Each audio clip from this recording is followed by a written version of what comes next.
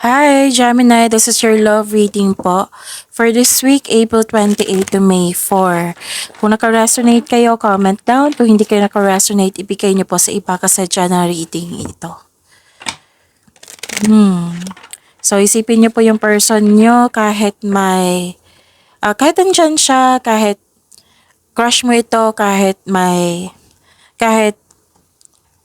may loss of connection sa isang tao, basta may nangyaring connection, okay?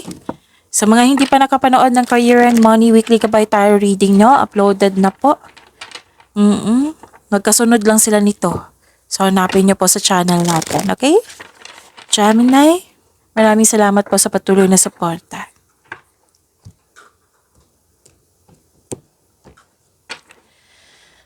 Spirits Guide, ano po yung gustong sabihin ng person ni Gemini? I need 4 cards po.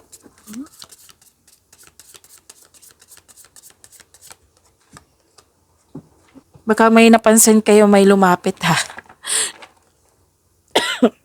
Excuse me, may lumapit bata. Okay. So Gemini, sabi po dito, karmic connection moving from the patterns. It might be this person, nag-iisip siya na yung mga paulit-ulit na lang nangyari, paulit-ulit na lang na problema sa inyo, na this is karmic connection, yan yung iniisip niya. Yan yung concern niya, yung paulit-ulit na problema.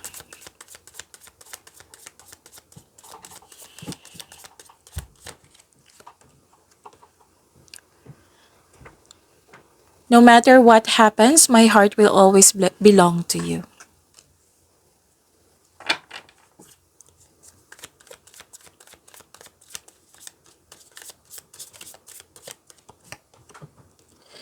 I never expected to fall in love with you so quickly.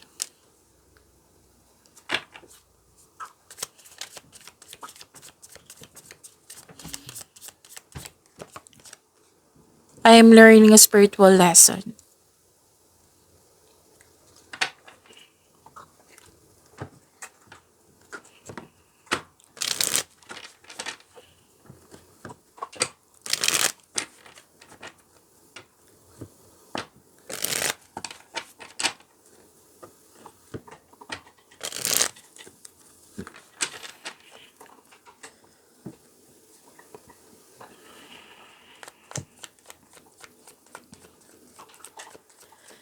Spirits Guide, kamusta po ang energy sa love life ni Gemini? Energy po ni Gemini sa love life nila. I need 2 cards po.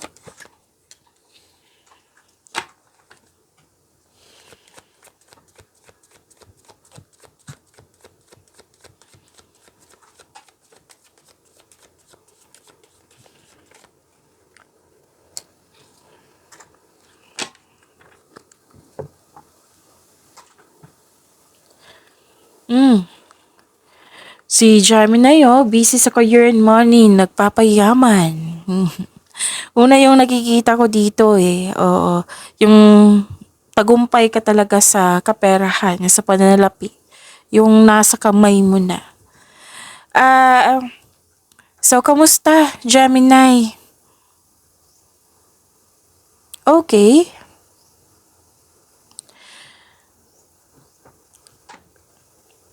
Actually, na-reach mo na ang yung financial maturity. Oo.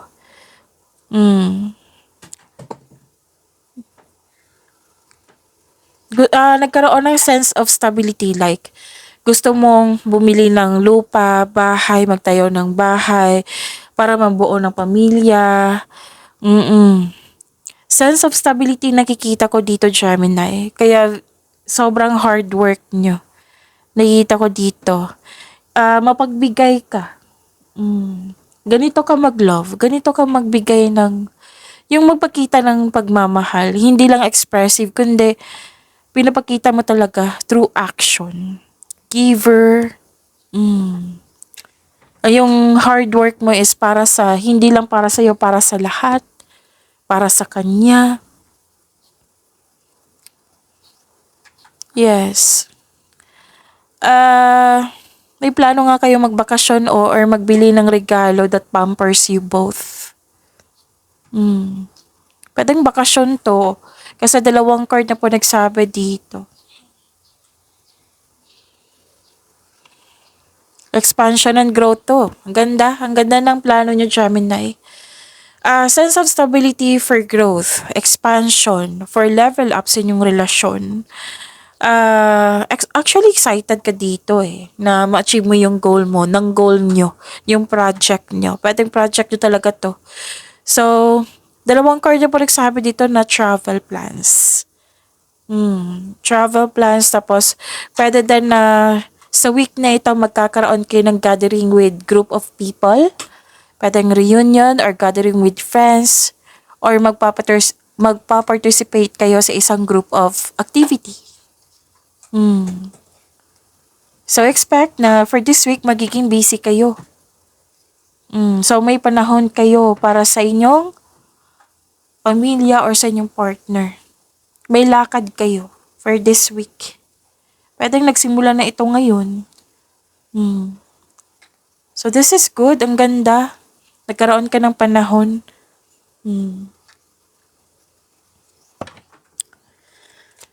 Spirits guide.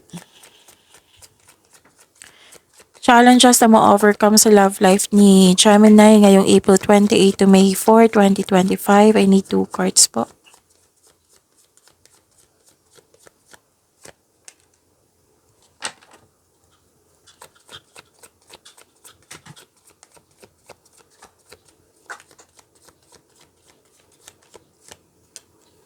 Oh, this is good.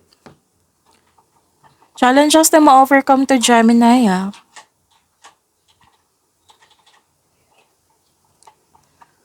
Ang ganda ng energy mo, Gemini. Okay.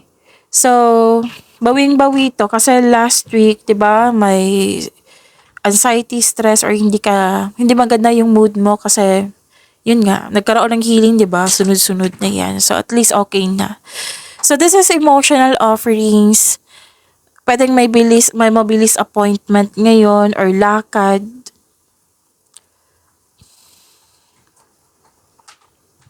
Oh, may pangyayaring aminan. Posibleng proposal.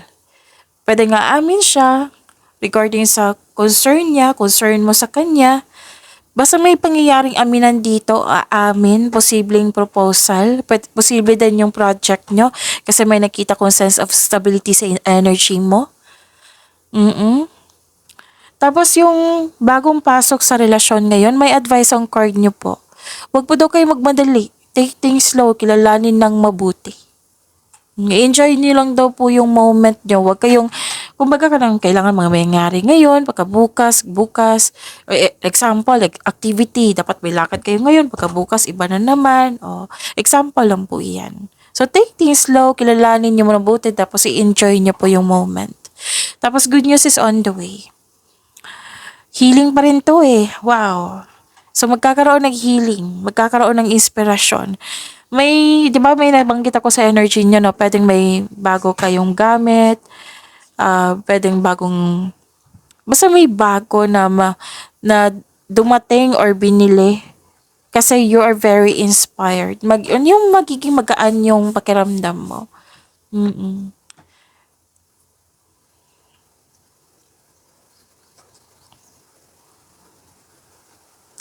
At ang lang sa inyo dito, nagkaroon ng, parang naghahanap kayo ng sagot sa inyong mga katanungan, solusyon sa inyong problema. So, sabi ng card dito, nasa iyo na po daw yung sagot sa inyong mga katanungan. Tapos, gusto nyo magpahinga. So, tama to, magpahinga kayo para ma-restore yung energy nyo po. Tapos, pwede din na magkaroon ng space. Space muna, cool off muna. Para pagbalik nyo, para pabalik nyo, pag okay na kayo, mag-usap na kayo. Magiging stronger na kayo than before.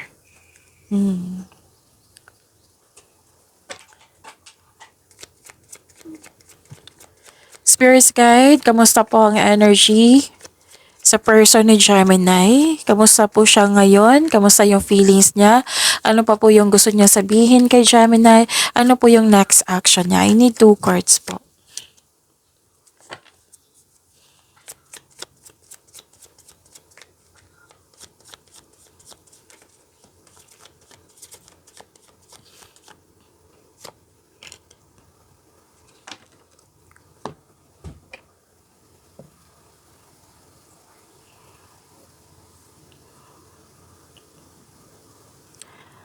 Oh, bakit bad mood siya dito? Pagwawalang kilos. Mahilig siyang mag-ano, yung matulala, ah, stagnation, pagod, nagmuni-muni, nag-iisip, nire-restrict niya yung sarili niya. Okay. Hindi siya naka-move on sa mga nangyari sa nakaraan. Hmm. Wala po daw closure, wala daw pag-uusap na maayos. Feeling stuck po siya. At natatakot din siya at the same time. Walang forgiveness ako nakikita dito. Kaya tulala siya. Hindi po siya maka-move on. Kailangan niyang maging willing mag-move on para maka ano siya, anong tawag niya, may embrace niya yung pagbabago. Pero paano magkaroon ng pagbabago kung siya ay nag-iisip, living in the past? Stuck in a bad mood. Actually, may biyahe din siya ngayon, nakikita ko.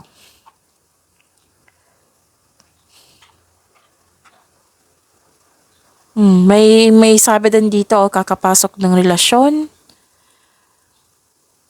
May balak siyang mag-travel para for a romantic travel, romantic trip.